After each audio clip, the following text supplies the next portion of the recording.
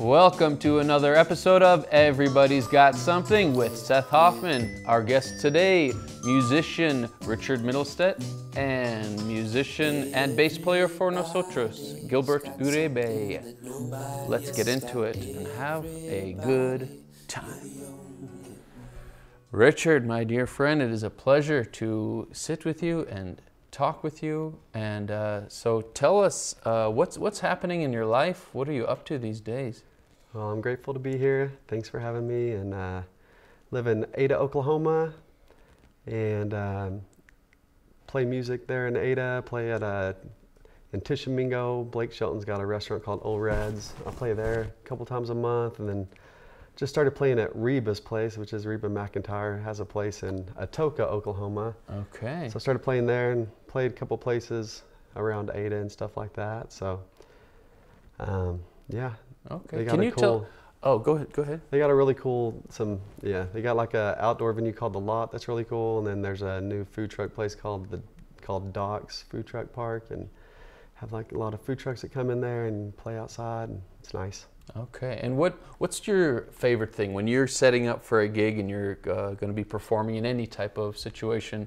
What goes through your mind? What do you love about it? What do you get out of it?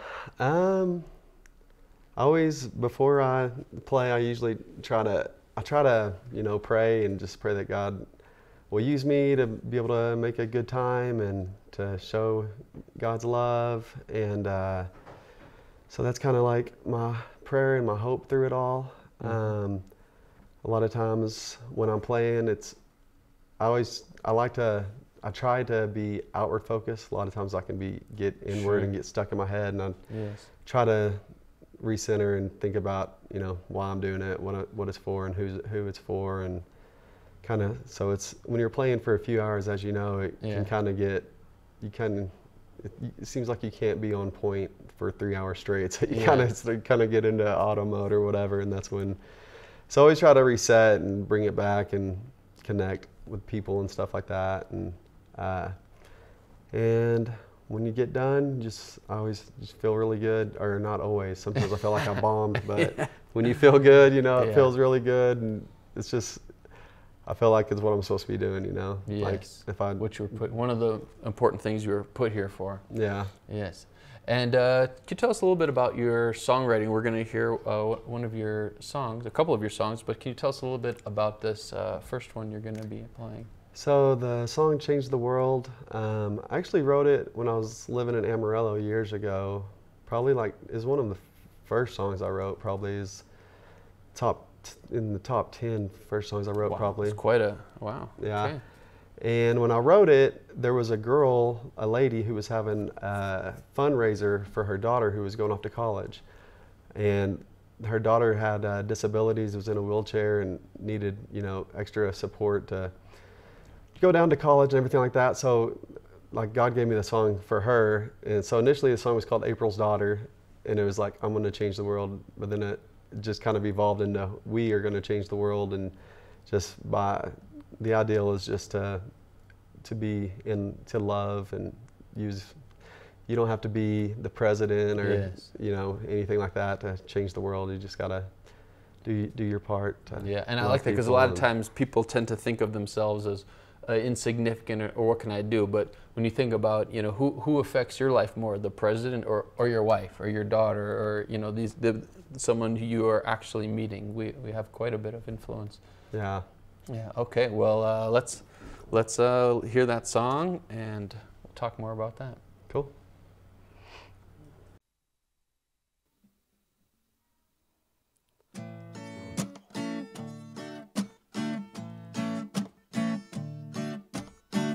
We may not be no Freemasons, but we're gonna change our world. We may not be no mercenaries, but we're gonna change the world. We may not be no commanders, but we're gonna change our world. See, we're gonna change, yeah, we got to change. We're gonna change our world. We may not be up on top, Lord knows we're not the foundation. We may be up in the middle, yeah, but we're gonna change our world. We may not change their minds, and we may not change their order. We may not change the weather, though we're gonna change our world. Bossing around with a sound, you can find what you need. There was something that loved me more, if you know what I mean. Bumping around with a bass in place, and look what I find. I seek your face, chasing a razor shade away. The sun's light be great. We may not be the president, but we're gonna change our world. We may not be the owners, but we're gonna change our world.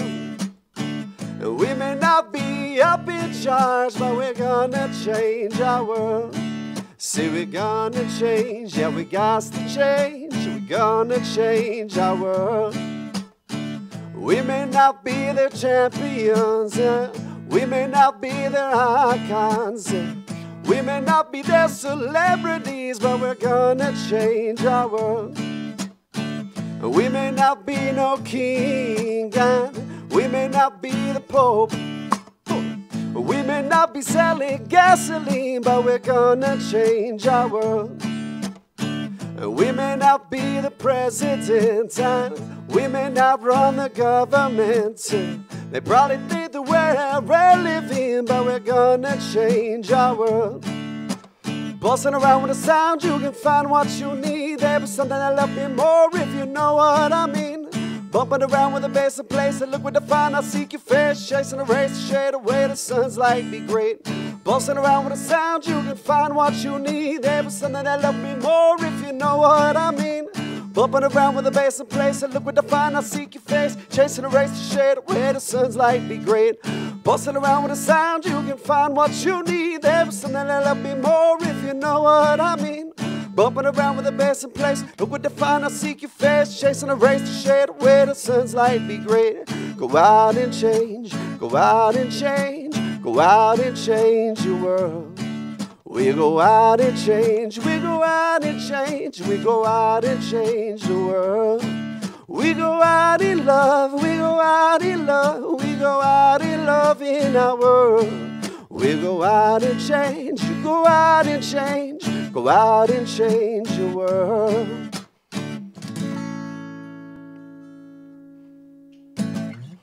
Thank you. Wow. Well, Richard, I've heard a number of your songs. That's definitely one of my favorites, if not my favorite of your songs. As you're singing that song, it sounds like it's difficult to get all those words out, to remember them all. Is it, or is it just so second nature at this point? Yeah, it's kind of difficult. I actually haven't played that song for a while, so if I'm on point and I'm playing it, you know, at least like once a week, then I get more used to it and can control my breath a little bit better. But yeah. So it can be difficult to get all the words out, but a lot of it is just repetition of playing it and stuff like that. So in addition to being a musician, songwriter, can you tell us a little bit about your life? What do you do? What's important to you? Who's in your life? Yeah, so I'm married to the love of my life, Beth Mittelstet, and she's a pediatrician. So that's how we ended up in Albuquerque in, I guess, 2013 or something? Yeah, 2013, moved here so she could do medical school at University of New Mexico. So she did that for 4 years, then went to, we moved to Minneapolis. She did a residency there, and then after that, we ended up in Ada, Oklahoma. But so I love her so much. It's awesome that I feel very grateful that she's my wife. Yeah. We have two wonderful daughters, 8-year-old Medley and 3-year-old Roa, Raindrop, and Medley's middle name is Wildflower. So, but yeah, they're awesome girls, and they make the world go around. You know, there's a lot of it's always something going on. But, yes. Can you give us a little? Can you? A lot of times I ask for some words of wisdom. I wonder if you could give us a little words of wisdom or something you're still learning about fatherhood. One thing that comes to mind is, in our, I guess, culture and world, we want everything now. And for me, I always like try to be. I always try to be efficient, you know, and like I want to get this done this way and get done fast and do this. Well, when you have little girls or little kids, you know, it's like it doesn't happen that way. Like you need to go get dressed or put on your shirt and then you know pick it up and then put it down and start playing with toys, you know, and just like my wife would say the same about me. Yes. So one thing I've learned lately is I like to do a slow 10-second count and just know that everything's okay and that I don't have to hurry. And while I'm like, hey, put on your shirt, you know, instead of me expecting it to take like 3 seconds, it's going to take a while. So count to 10 seconds, and then if I need to say something else again, hey, maybe put your head through the hole or put your arm in there. Then I, you know, like give them some time, you know. So that's one thing that I found that has been helpful is just doing a 10-second count in my head. Okay, so sort of modified expectations. Yes. Okay, okay. And then redirecting is very important. Yes. And who would you say, can you tell us about some of the influences, inspirational people, supportive people who have shaped you as a musician, as a human being? Yeah. So of course my family, I got 2 awesome big brothers, Ross and Michael, and then I got a big sister, Nikki.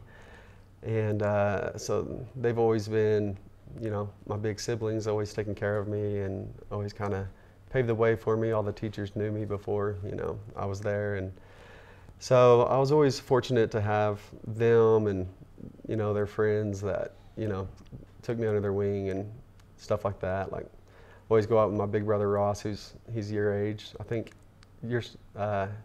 Anyways, he's 6 years older than I am. But you know, he would take me out with his friends, and you know, seems like at the time they, you know, were making me the coolest person that I could ever be, just hanging out with them because they were so cool and they loved me and stuff like that. So that was a part of my upbringing, and you know, my dad working at his machine shop and stuff like that, teaching me how to work with my hands. Yeah, was really good. And you know, moving to Albuquerque, I kind of started playing open mics in Lubbock before we moved to Albuquerque, so I was kind of getting out there. And then you've been a big influence to me musically, and more than that, just in life in general. Like, because we were playing at Java Joe's, you know. And yes, I remember. Yeah. I think I would play, and then Seth would play after me on Saturday mornings, and good times. So I always loved getting to see Seth play and how he did it, and how he interacted with people and everything like that. So it was just like you're definitely one of the biggest musical guys, especially that. Show, you know, paved the way, and yeah, love the way you do it, love the way you love people, and thank you. Everything. Back at you. Well, before we hear one last song of yours today about love, I wonder if you could just tell us a little bit. You know, as one of the things I appreciate about you is you are a very prayerful person, spiritual person, and I wonder if you could just tell just a little bit about what that is to you, if that was always a part of your spirit. Yeah. Well, yeah, I believe in the Bible. Like, I believe that God gave us that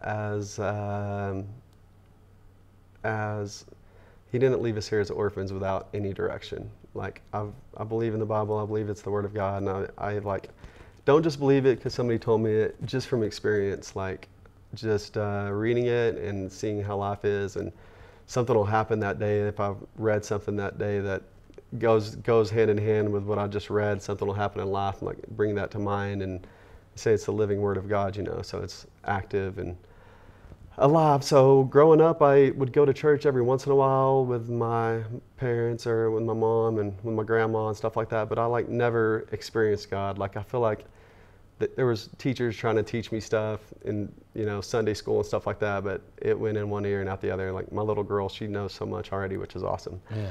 But it was like in 2002 is when, or I guess it was when I was in high school. Anyways, I went to a church thing, and like I just felt the Holy Spirit, just felt God and His love and mercy. And then it was like a couple years later, I seeked out God and got baptized and stuff like that. So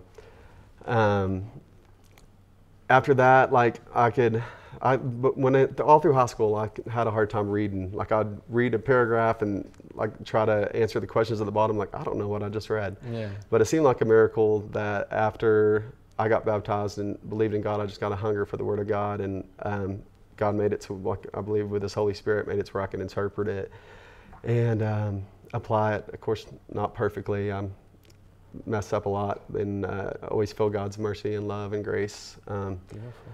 You know, yeah.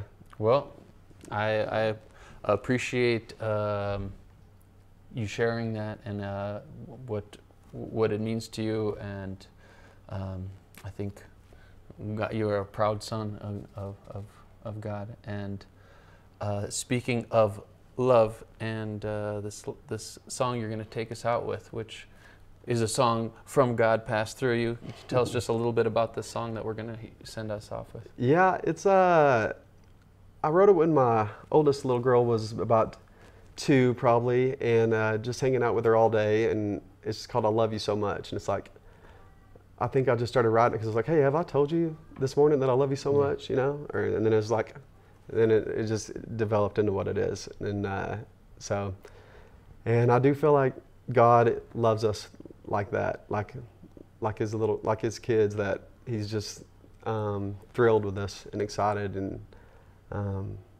loves us regardless, you know. And so yeah, I just all right. Yeah. Well, beautiful. Can't wait to hear it.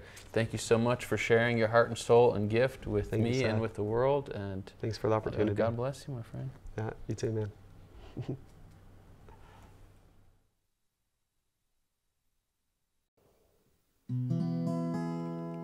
Have I told you this morning that I love you so much?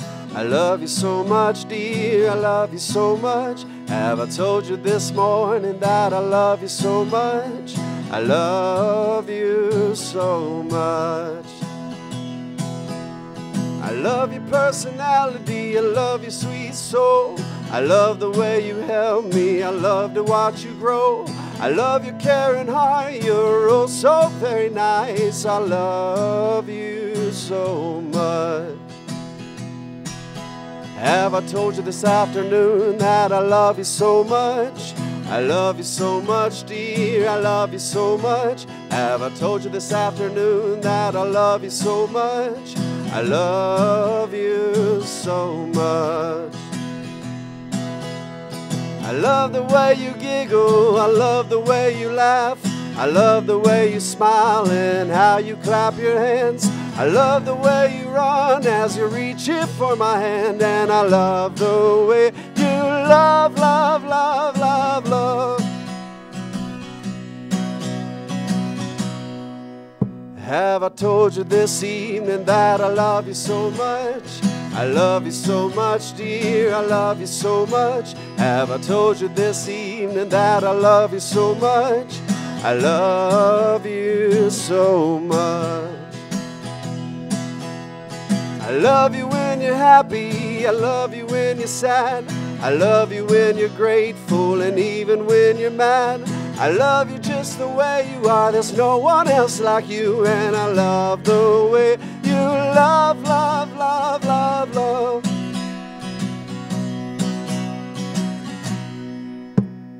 Don't you know I'll always love you so much? I love you so much, dear, I love you so much. Don't you know I'll always love you so much? I love you so much. I love you in the morning and in the afternoon. I love you in the evening and through the whole night too.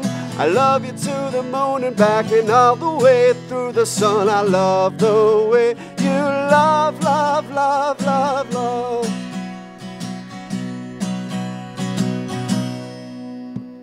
Yes, you know I'll always love you so much. I love you so much, dear, I love you so much. Yes, you know I'll always love you so much. I love you so much. I always love you so much.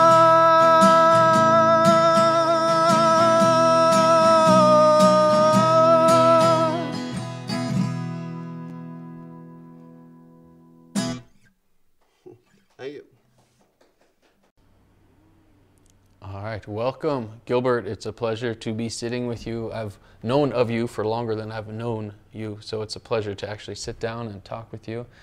So let's start off right off the bat. Can you tell us a little bit about yourself and about your music and about just who you are? Well, a little about me. I was born and raised in Las Cruces, New Mexico. And I've been in Albuquerque since 2001. Okay. And I don't know really what there did is. Did you hit the ground running playing music when you came to town? Were you already performing, or is that something that came to you here? No, initially what brought me here was the band that I played, Nosotros. Okay. I was their sound engineer. Is back that right? in 2001. Okay. Yeah. Okay. And I made the move up here to work with them and travel with them at the time. And I did that for a few years, and in that time I was kind of studying and learning from everybody as they were learning and kind of getting into the Albuquerque and Santa Fe music scene and kind of just checking everything out. And then I left for a while and went back down to Las Cruces and El Paso and played with the group Radio La Chusma out of there, which is some... And is that why you left to go play with this other group? Yeah, it was to go play with them and tour. We did an album, and then about a year and a half after that, or about a year, I ended up coming back. And when I came back, they had asked me to step in on bass. Okay. And so since then, about 2006, I've been playing bass for the band now. Okay, so tell us a little bit about Nosotros. Well, the band now this year is celebrating 30 years. In December, we'll be celebrating. Amazing, congratulations. Yeah, thank you so much. It's a blessing and just a privilege and an honor to be doing music that long and to actually witness it for that long. When the band first started out in Las Cruces, I was just a fan. Yeah, you know what I mean? Like a lot of the dudes that originally started the band were older than me. Yeah. So they were already playing and stuff, and it was just kind of like, when given the opportunity, I was like, well, yeah, I'll go to Albuquerque because like, what else am I going to do in Las Cruces? I wanted to do music. Sure. And these guys were doing music, so it was like, well, go in there and just get as much experience as you can and experience, you know what I mean? And now I'm here. It's kind of hard to think that it's been this long. But yeah, the band started 30 years ago as a flamenco quartet, and has evolved into now a 10-piece Latin ensemble. And we do like salsa, cumbia, bachata, Latin jazz, and rock en español, and a bit of, we like to mix things up. We put in a lot of our American influences with the Afro-Cuban influences and stuff like that. So. Very cool. I remember when I first moved to town in 2002, I was at the Blue Dragon. I saw a flyer, I think, for Nosotros. So it's, all these years, I'm like, wow. And that's when I first joined. That's when they were starting to get a lot of momentum, so they had asked me to be the sound engineer. And now we actually hired another sound engineer. We have somebody that works with us full time and stuff and travels with us. So it's kind of come back full circle. But now the band is more established and has more going on. So I'm glad we have a better sound engineer. You know what I mean? Like, takes a load off you. Well, even that, like, you know, back then I was, you know, I was gonna say I wasn't great. Like I'm not, you know what I mean? Like it just, I was young and wanted the job and was like, I could do it. And well, my father had a sound company, so I knew sound reinforcement, but it was still like, you're still dealing with a young 22-year-old dude. You know what I mean? And all of that comes with that kind of stuff. So you know. But so the band has been doing that. And so so you kind of have, I mean, many aspects to your life. You have the band, but then you're also doing solo looping. Which we're going to hear a little bit about. Can you tell us just about that part of your world? I actually got into that when the band wasn't playing. I was like, I want to play out and keep playing and book shows and stuff like that and kind of keep the schedule full. And so I started playing acoustically, and I just kind of got bored with myself. And I was like a big fan of Mike Love, who's a really great, he's an incredible reggae artist and talented songwriter. A huge inspiration, and he does a lot of looping and stuff. And so I saw his videos, and I was kind of like, well, I'm not necessarily going to get that technical as how he is, but I was like, you know, I might try a couple things. And I started getting into it, and I really liked it because it was being able to have a thicker, bigger sound by myself. Because I was used to having the band playing, and even though I only play bass in the band, you get, like as a performer, and I'm playing guitar, I get used to hearing bass lines and stuff like that, and full ensembles. So it was like, well, I'll try to do this. And so as I was doing more acoustic shows solely, I was starting to do the solo thing, and it just started with my acoustic guitar. Yeah. And I would loop the rhythms with the acoustic guitar. Yeah. And like I velcroed a mason jar lid. Okay. Close to the pickup, so Yeah. I could sit there and get like a snare pop, and Uh-huh. then with when you hit by the pickup, it does like a kick drum sound Yeah. on the strings, you know. So like I would make rhythms that way, and then it just kind of developed even more where I was like, you know what, I'm gonna try this with a drum pad. Okay. Because playing Latin music, doing cumbia, I want to hear the congas, Yeah, and I want to yeah, hear the cowbell and the Sure, huida and all the rhythms that come with Yeah. it. So it started to expand, and now the setup that I have now, I'm really happy with because it's very versatile. I can set Yeah. up anywhere. It's self-powered as well, so if So you can be portable. You can be yeah, anywhere. portable. You're not You know what I mean? reliant on The performances that I'll be doing today were songs that I wrote traveling and busking. Like Okay. in, Can you tell us about the first one you're gonna play? the first one is called Salida del Sol, and it's a cumbia. And this one started to develop in Scottsdale, Arizona. And my wife is from Phoenix, so we go to Arizona quite a bit. Yeah. And so on my downtime, I take a setup with me, and I Nice. go find spots to get up and play. And Scottsdale has been very welcoming to me, busking out there. Beautiful. And while I'm out there, I kind of just come up with new songs, and you do a Yeah. lot of improv Yeah, yeah. and stuff Mhm, like that, especially when nobody's watching or paying Yeah, attention. yeah. So it's like, You're like, well, I'm gonna So- entertain myself. yeah, Let's see you know what I can mean, do. and come up with ideas, and like Yeah. I have all these ideas bouncing around in my head, and that's been another thing with the looper that's been really great. It Yeah. gives me a chance to get these ideas out, and see what works and what doesn't, cool. and you know what I mean, that kind All of right. stuff. But Well, let's take a listen to Salida Del del Sol. Sol. All right, let's check it out.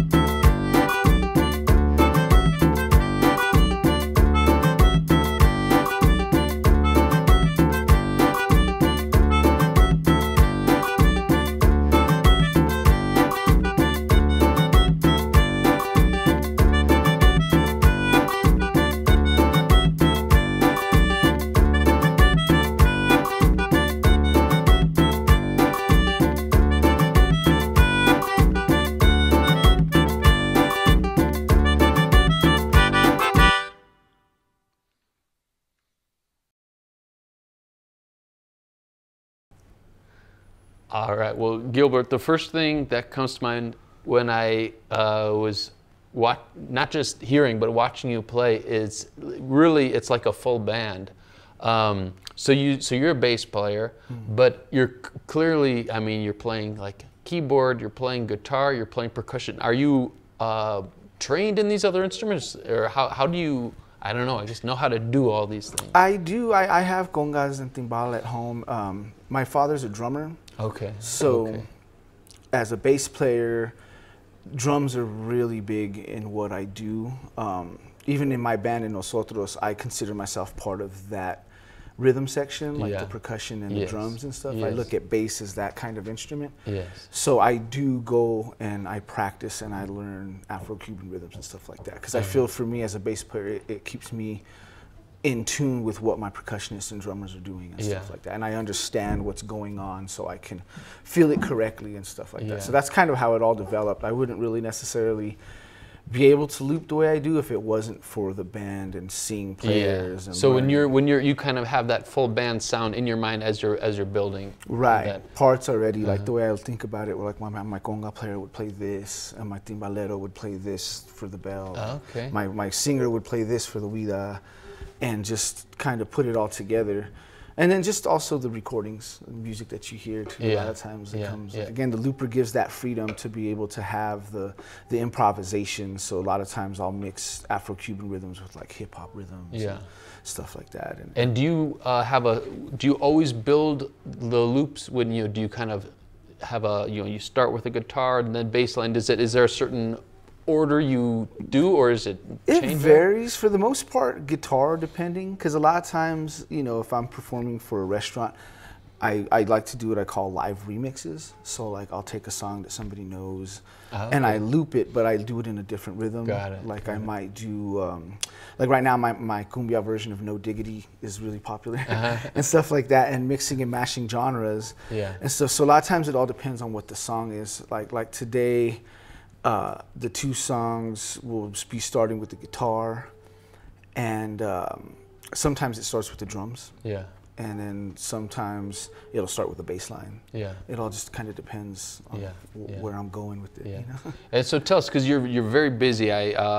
Between your solo gigs and playing with the band, and you have family and everything. Can you just tell us what's it like, the life of a musician? It's different for everyone. Can you give us a little about the ups and downs, what you like, challenges, what you love? I love being able to do what I love, being a musician, being my own boss, playing music for a living. It can be stressful because it is a job. So I do treat it very much like a job. I stress at times for things because you want to be on time, you want to present your best like your best show, your best performance and stuff. You want to kind of approach everything with that kind of mindset, because to me, every gig that you're at will get you to the next gig.